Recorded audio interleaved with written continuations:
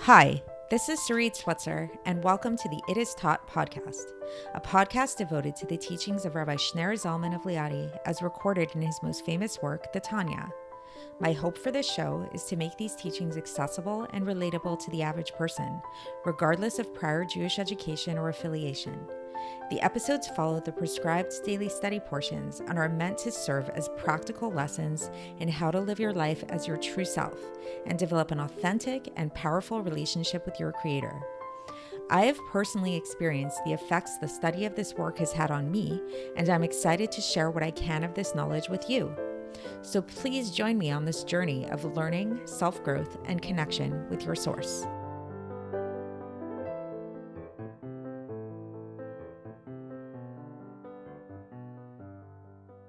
Hi, and welcome to the It Is Taught podcast. This is episode 117 for the 16th of Adar base in a leap year. So there's something which has been termed the Maharishi effect.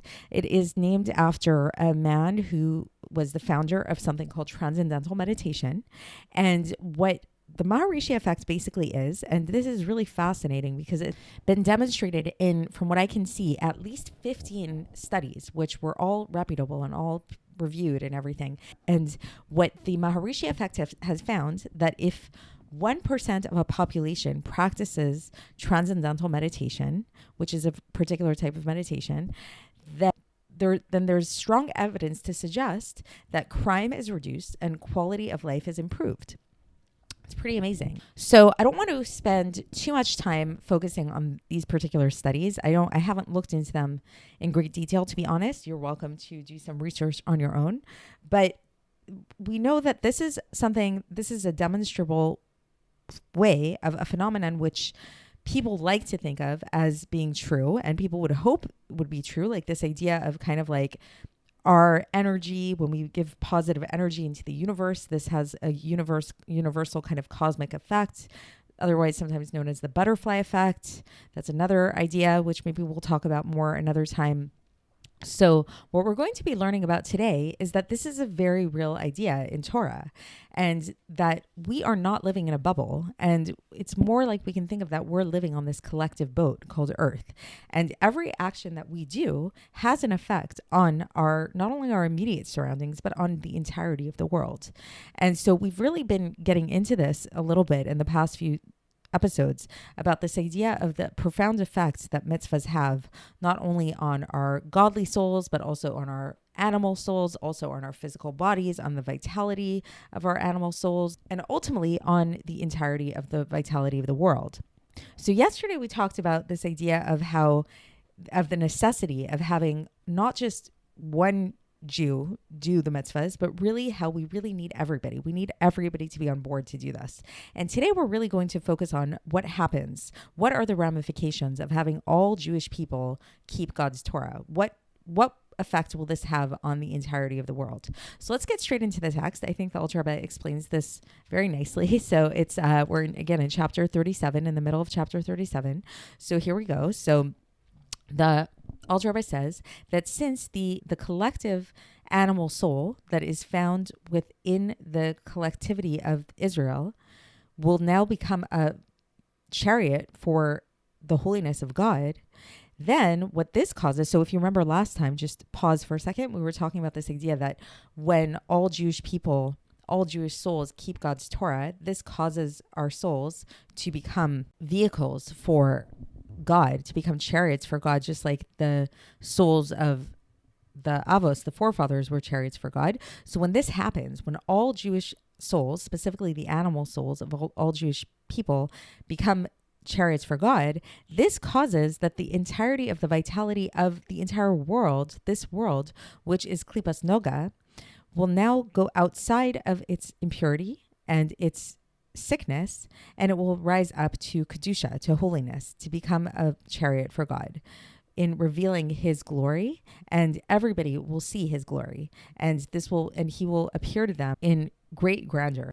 And the Alter Rebbe describes this poetically by bringing in a few citations for this. First of all, from Yeshayahu chapter 40, verse 5, where it says, that all flesh will behold godliness together. Then there's another verse from Bamidbar, chapter 14, verse 21, which says, "V'yamelech kvod Hashem et kol haaretz," which means the glory of God will fill the entire world. So this whole idea here basically is saying that eventually what will happen, and this is really through our actions, when we transform our animal souls, this has an effect on the entirety of the vitality of the world, the entirety of the klipas noga, these translucent husks that give life force to the entirety of the world. And everybody will see this. It will be something that is totally visible to our physical eyes. Every single person in the world will see this, just like it happened when we received the Torah. Which at that time, what happened when we received the Torah? This is a verse that explains this, that the Alter Rebbe brings from Devarim, chapter 4, verse 35. That